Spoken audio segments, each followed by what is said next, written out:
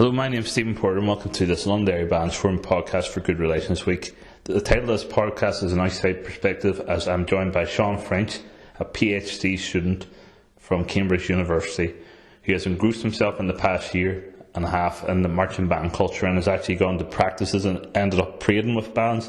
So we're going to talk today about his experience in the last year. For anyone that doesn't know you, can you give us a bit of a background about yourself? I'm doing a PhD in social anthropology, and I'm based in Cambridge, but I'm from Belfast originally, but I've been in England since I was about 18, and I spent the last about 14 months, I think, in Derry doing research with marching bands. So it was with Northwest Cultural Partnership and with Brady Pipe Band and with East Bank Protestant Boys. So I was learning the flute with East Bank, and then I learned tenor drums with Brady, and I was playing in competitions and doing parades and that sort of thing for the last while. And yeah, so it was a whole new world to me, like, because it's not like I'm from more of a Catholic background, like, so this has all been a kind of new subculture to me. But it's been really interesting, and people have been very warm and welcoming the whole time.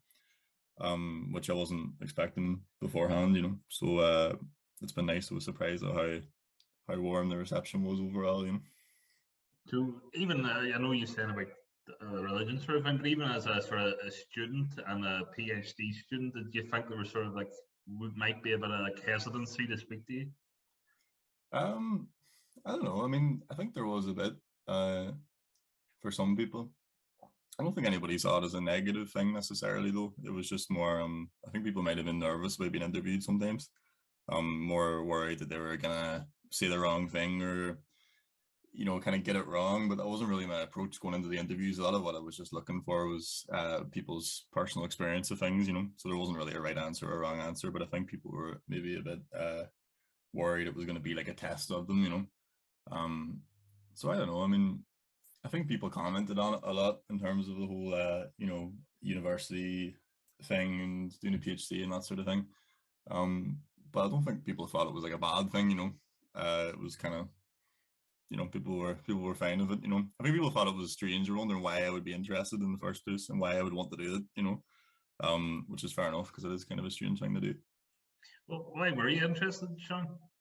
I think, I wanted to do something in Northern Ireland on changing political identity, and then I thought it'd be more interesting to do it on something which I really didn't know a whole lot about before. So that's kind of why the whole marching band thing appealed. And I heard about the work of the bands forum as well, and it sounded like quite a new, unique thing that was happening. And so I thought that was interesting too, in terms of changing perceptions around the bands. And yeah, I think I'm glad as well I did it on something which I wasn't as familiar with before, because it was so much more interesting. I felt like this whole new world, which is obviously you kind of see from the outside a little bit, but really didn't know a lot about. So you should mention about Brady and East Bank. Firstly, you went to Brady first. What made you go to them? The Brady, I just met Darren through the bands forum. So I think I can't remember who it was introduced me, either Brian or Derek or somebody. So just interviewing him, and then he was just chatting away about all the pipe band world, and then I asked him like, "Oh, could I come down sometime?" He was like, "Yeah, come down." So then I went down for one practice, and then coincidentally they were just starting a tenor drumming class there on the same day. And I was like, "Oh, do you mind if I, take part in this?" And then I did, and then it was me and a bunch of little kids were all learning drums with Gary, the drum teacher. And then after that, I ended up coming back, and just sort of went from there. And then I wasn't expecting them, to be honest, to get the uniform and all for me, but they did, and it just sort of seemed like they were there was no problem with having me in, which was great. It just kind of naturally flowed from there. How hard was the tenor drum then to pick up? You don't really hit it a whole lot in the actual thing. So in terms of the actual sound, there's not a whole lot, but the actual, all the twirling and stuff was quite difficult to flourish. I think as well I was like trying really hard at the start as well because I wanted to kind of get in. So yeah, no, it was grand, but no, it's not easy. Same with the flute as well. the black flute. Like it's hard to get a sound out of. There's a good sort of 2 months where you're just sort of squeaking or making no noise at all. Then you were sort of, as you mentioned, you got the uniform and all, and you were in these competitions all around Northern Ireland, Ireland, and so on. What do you make of them? And sort of the cut and thrust nature of competitions between bands and. Yeah, well, I was only with the pipe bands, but yeah, it was fun. There was a buzz about it, and a lot of whenever we were doing it as well, there was I think it was the first time back after quite a long break because of COVID and stuff as well. So people were excited. But no, it was nice. My parents came up and stuff to see it as well, and it was yeah, it was kind of nice family feel to a lot of it. Especially the pipe band thing. It was no, it was fun. But yeah, people there was emotions are definitely running high though at times. People take it seriously, like in terms of the competitive side of it all. What was the feeling like in the band and all, and yourself too, whenever if a result didn't really go your way? It kind of varied. I mean, Darren was always pretty serene about it all. He wouldn't have been too fussed. He was like, "Oh, you win some, you lose some." But other people in the band, they would have been pretty raging. And yeah, I won't say anyone in particular, like, but some people would be getting pretty angry. Like, what did you feel sort of the competitive nature of the people that got there? What did you think that was? I suppose it shows. Go ahead. It shows how invested they are, I suppose, in the actual playing itself. It shows how I suppose how much pride certain people take in being good at the instrument. That like it really affects them if they don't do well on it. And they like to be considered good, and they like to be respected for being good at those instruments. And I suppose whenever they don't have that, it shows how much it matters, and then also how happy they are whenever they do win. It shows how much they're invested in the actual playing of the instrument itself, as opposed to being a kind of casual thing you just do for the crack. It's more of a kind of serious, emotionally invested type thing. So you were in that sort of pipe band world then, and then what made you want to go especially to the flute band sort of world and play with them? Well, first just because it's a different side of it all, but also they're the ones who would generally have the more controversial reputations as well. Because with the pipe band thing, especially after going for like a couple of sessions, I thought like, all right, yeah, there's none of that there. So I thought it would be interesting to see the contrast between different kinds of bands in the band world, and also just to kind of, yeah, just basically that, just to get more diversity in terms of the kind of cultures within the band culture, if you know what I mean, and see how they compare to each other, and yeah, through comparing them, I suppose, get more of an understanding. They kind of, by noticing the differences, I suppose it brings your attention to certain things which you might not have realized otherwise. So you started going to practice, and then they give you a flute, and you started playing. What was it like to adapt to play with it? And then, did you have like any band or band practice you were going to? Because you went to quite a lot as well, just as observing. Did you actually feel nervous going in? No, in some ways I didn't really know what to expect, so I felt nervous in a way, but it also wasn't like I was thinking, oh, it's going to be like this or whatever. It was kind of, because it was so sort of unknown to me, I kind of went in fairly open-minded, I think. But yeah, it's just, no matter what the context, like, I think just putting yourself in an environment where everyone's known each other for like ages, and they all sort of get each other, and everyone kind of knows how it all works. And then you're kind of coming in as this person who just doesn't know what's going on. Like, it can be hard to kind of, no matter what the situation is, just to sort of adapt to that and kind of become okay with just being this sort of weird outsider, for a long time, and people thinking that as well, and kind of rightly so too. But just kind of being all right in that position. And just accepting that's the way it is.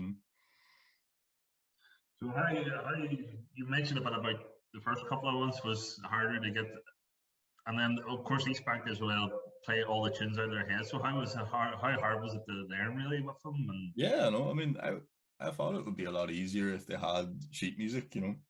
I know it looks complicated, all the sheet music and stuff, but for me, it makes things a lot simpler because you have the rhythm written down. You don't have to sort of guess at it. Because for me as well, I wasn't familiar with a lot of the tunes, So it was kind of guessing, and sometimes there would be it's just letter notes written on a page for a lot of the music for when you're learning the flute. But there'd be situations where we'll be playing like fast triplets and that kind of thing, where like the middle note of the triplet isn't written down, so you kind of just have to work it out by just looking at other people playing, or yeah, just listening to it, I suppose. So I mean, that whole kind of thing, because I've never really, like, I play other instruments like guitar and that kind of thing. And I'd read tab on guitar, to be fair, but I suppose all the stuff I'm playing, it's always songs I already know. So yeah, it's hard, I think there were some member of the band's minority as well who were just listening. They wouldn't really even use the sheet notes that much, especially older members of the band. They would just kind of hear the songs and just kind of work it out that way. And I found that, yeah, that's hard. Like, that's just a completely different way of thinking about music and playing music. Something I was completely unfamiliar with before. Did you sort of gain a respect for them for the way they did learn, and the fact that they were musicians at the end of the day, just playing in a different style? Yeah, I mean, I don't think I didn't respect them as musicians before. It wasn't so much a thing of gaining it, but like, yeah, it just kind of, I think it showed how intricate and how difficult it is. Even just getting the sound out of the black flute, like, it's hard to the blow in itself. So yeah, I mean, but yeah, I mean, I definitely had a respect for them as musicians, but I don't think that was something which I would have questioned massively before, maybe. But yeah. What was it like then after a few months where you were attending band practice and you basically just became one of the band? Yeah, I mean, I don't know if I think like the degree to which it became integrated was sort of vague. Because at the start it was like, clearly, right, I'm here as a researcher kind of person, and I suppose I was always in that role, and that never left. I was always like that's the reason I was there, and people knew that's the reason I was there. We're still friendly and all, like, but that, it's not like, oh, you're just exactly the same as anyone else in the band. And then there was a period where I would go out on parades with East Bank, but I wouldn't wear the uniform. I would just have it. I wouldn't be playing. I would just be kind of with them, just to sort of see it all happen. And I thought that was sort of like maybe a bit more of an in-between stage, where I was kind of, I suppose, allowed to come along to more things, but I wasn't, exactly the same, so to speak. Then in the last couple of months, they got me a uniform, and I was playing then, and I think that does make a difference, whenever you're kind of just, I think, having the same uniform, just hanging out together. Like on the 12th of August, there was a kind of break in the middle of the day where everyone's just sort of hanging out and chatting and that kind of thing. And I think it does make a difference, but that was really only towards the end. I think there was like that sort of new level of feeling a bit more integrated. But even then, I mean, people know, like, the reason I'm there is because of all the research stuff. It's not the same as just joining it because you would join it for any other reason, like. But yeah, no, it was a kind of gradual, slow integration, and obviously I knew some people better than others. Like, I mean, there were some people who only really met towards the end, and some people I wouldn't have really spoken to that much. And yeah, I think it kind of varied. Like, you sort of get that in every band. Like, there's people you would know more than others. So, yeah. You were praying then, and you mentioned it earlier. So, what was it like to be able to pray, and how hard was it, even just the playing and marching and so on? Yeah, it was difficult. Surprisingly difficult not falling out of step all the time, because I mean, I've never marched before, like, so it was difficult. It's like a whole body kind of coordination, along with playing it. You kind of have to coordinate your whole body, which I'm not really used to. It's mostly just like in your, with the fingers, your mouth, like. So yeah, it's tricky enough. Like.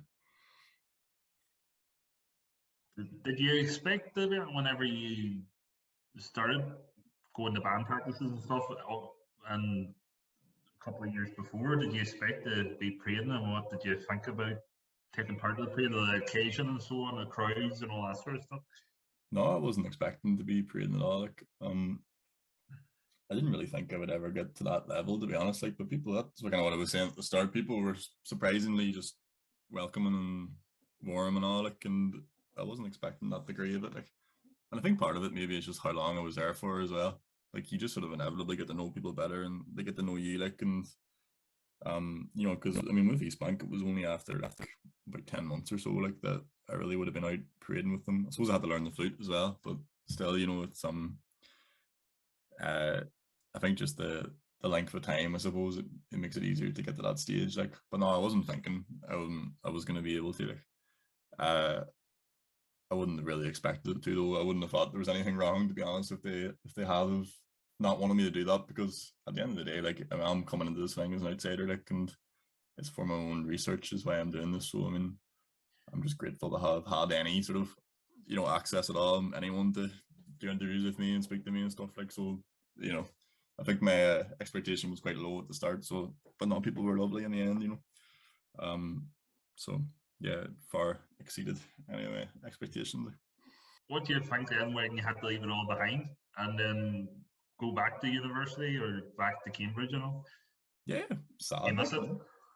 I mean, yeah, I don't know. I mean, it's kind of, there's something about getting to know people, you know, like kind of slowly over this year, and especially because the nature of the thing I was doing, it was kind of a slow process, and sort of people being a bit unsure about what I was doing and why I was there and all the rest of it. Like, and you kind of get to a certain degree of like just sort of getting on with people, and you know, um, like having just sort of normal like friendships, I suppose. And then there, yeah, it is sad to kind of be like, right, well, that's it, that's the end, you know. It feels like this thing was developing over the year, and then it comes just to, there is a cutoff point, and then it won't, and we'll keep in touch now, like on social media and that kind of thing, but it's not really the same, like. um so yeah, no, it's sad to kind of drop out of that, you know. It felt like something that was developing nicely, and like I was saying, you know, it was only in the last couple of months I would say there was that new level of feeling a bit more integrated, you know. um so it is sad to kind of drop out then.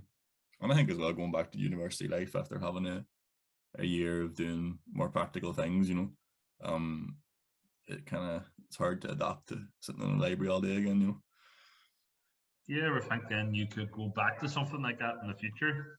Yeah, I'm thinking I probably won't do academia after I finish the PhD. Um, I don't know what that would be exactly like, but I'm thinking something with more practical consequences, you know. What do you learn about bands in the last year, attending band practices and joining bands? I think the big thing was just how diverse it all was, you know. And I think I said it in the last interview as well. It was just how like varied, you know, just in terms of styles of music and that kind of thing, the whole band world is. Um so I think that's the big thing, and something that we probably wouldn't have appreciated going in at the start. Um, you know, and the kind of diverse group of people who would be attracted to it as well. It's not just one particular, you know, type of person, whatever. It's quite a diverse group. Um of all different ages and different sort of personalities and everything, you know, involved in it all. So I think that would be the main thing, which is how varied it all was. What do you think going into a band and you might have seen someone like 6 years old playing, and then there might have been someone like 80 years old and playing, and there might have been people like a principal of a school sitting next to a student sitting next to someone that's like works in a shop or whatever. What do you think of that sort of like the socio-economic sort of and just how music brought everyone together?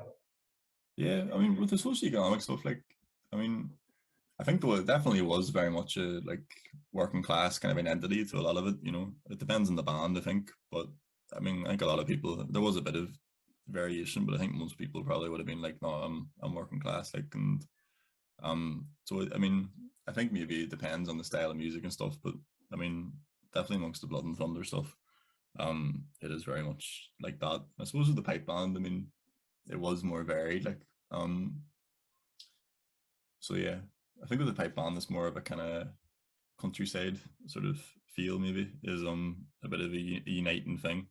I don't want to speak for every member or anything, but at least in really, like, it seemed to me a lot of people would have in interviews and stuff, they would have said like, oh, there's definitely this kind of thing, and a lot of people would have been from more rural backgrounds, and that seemed to be a uniting thing there. um but no, I mean, there is a bit of diversity, I suppose, like, um but yeah, but I would have said there's a pretty strong particular identities to certain bands as well. And what do you think too about like your Iceback, especially like an Irish Street, as a band for Irish Street Estate, and the estate supports them, and also what do you think of that sort of like how the band seen as and Brady too seen as the sort of main aspect of one of the main aspects of their life? What do you mean? Like everyone in the estate like cares about the band and they support them and all, and people join it and all too to keep it going. Yeah, I think Eastbank as well. They were doing quite well in terms of getting young members in, and it seemed like a lot of the time it was kind of people who were already friends, and then it's kind of an extension of those friendship groups, and also the football team in Irish Street as well. I think a lot of people played for, like, people would say like, oh, the Irish Street band is essentially the Irish Street football team, So I think there's a lot of crossover there. But yeah, it seems like the band was kind of like another thing which people who already kind of knew each other were doing together. And it kind of kept people in touch, I suppose, like, especially if you're working all week, and then this is one thing you do every week, which kind of you check in with like quite a large group of people, So the only other question I've had now, Sean, is what's next for you? Because you're finished your research, so you're finishing your PhD, is that right? Yeah, so we've got another year writing this up, and so I'm doing sort of other work and stuff on the side, but yeah, the main thing for this year is going to be just writing this thing, so it's going to take about a year, I think, because it takes ages to write the first draft and you send it in, and then you have to basically correct it all, and keep on doing that. So I'm thinking probably the end of 2023 it'll be done. And then what's next after you finish your PhD? I don't know, go get a job somewhere, I suppose. Like I don't, like I was saying, I don't think I'm going to do more academia. Like, so I can maybe go into the US, get a job over there, but we'll see. No problem. So there might be a United States marching band coming over for the 12th in the future. Why not? So no problem. Thank you very much, Sean, for taking time out of your schedule to take part in this. No, thanks for having me, and thanks to everything as well for all the help that Northwest Cultural Partnership and Bands Forum have given me, because that was really my entry into it all. Like, I wasn't, if I hadn't, I think Brian was the first person I spoke to, and if it wasn't for him and the rest of you, like, just introducing me to people and kind of allowing me basically to spend time with you all, like, the whole thing just would have never happened. It never would have gotten off the ground. So I'm completely it was completely in debt to you there, like, so thank you. No problem. Thank you for you helped us too in the last year, and all. You did a lot with us too, and you did a lot of volunteering and helping out in events and so on as well. So thank you as well, Sean. Thank you to Sean French for taking part in this podcast. This is the last podcast for this year's Good Relations Week from the London Dairy Bands Forum, and hopefully we'll be back with some more in the future.